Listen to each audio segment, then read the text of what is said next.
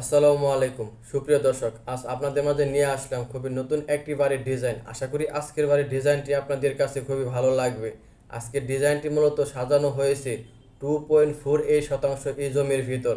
যাদের এই সাইজের জমি আছে তারা আজকের এই ভিডিওটি কন্টিনিউ করতে পারেন। সুপ্রিয় দর্শক, এটি হচ্ছে আজকের বাড়িটির ফ্লোর প্ল্যান। বাড়িটির ডান সাইডে রাখা হয়েছে স্টেয়ার বা সিঁড়ি। এই সিঁড়ির নিচ দিয়ে রাখা হয়েছে মেন এন্ট্রি গেট, আর সিঁড়ির সাইজটি রাখা হয়েছে 7 ফিট বাই 15 ফিট 6 ইঞ্চি। এই সিঁড়ির নিচ দিয়ে ঢোকার পর প্রথমে আপনারা পাবেন ড্রয়িং কাম ডাইনিং, আর এই ড্রয়িং কাম ডাইনিংয়ের জন্য জায়গা রাখা হয়েছে 15 ফিট 9 ইঞ্চি বাই 13 ফিট 4 ইঞ্চি। যেহেতু ডাইনিং স্পেসটি এখানে রাখা হয়েছে তাই এর ঠিক পাশেই রাখা হয়েছে কিচেন রুম, আর এই কিচেন রুমের জন্য জায়গা রাখা হয়েছে 7 ফিট বাই 8 ফিট। এই কিচেন রুমের ঠিক পাশে আপনারা পাবেন একটি বেডরুম, আর এই বেডরুমটি হচ্ছে মূলত master bedroom.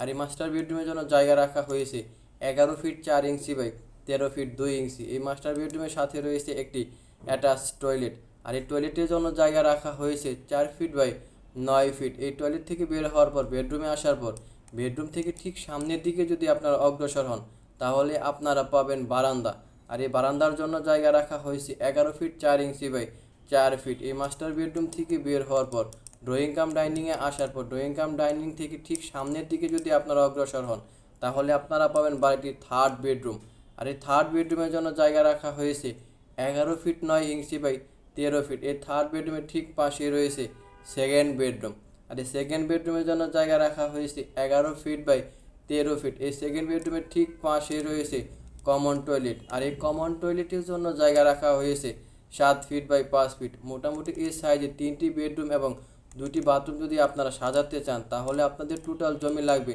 24 feet by 45 fit 1 ইঞ্চি, অর্থাৎ 2.48 শতাংশ।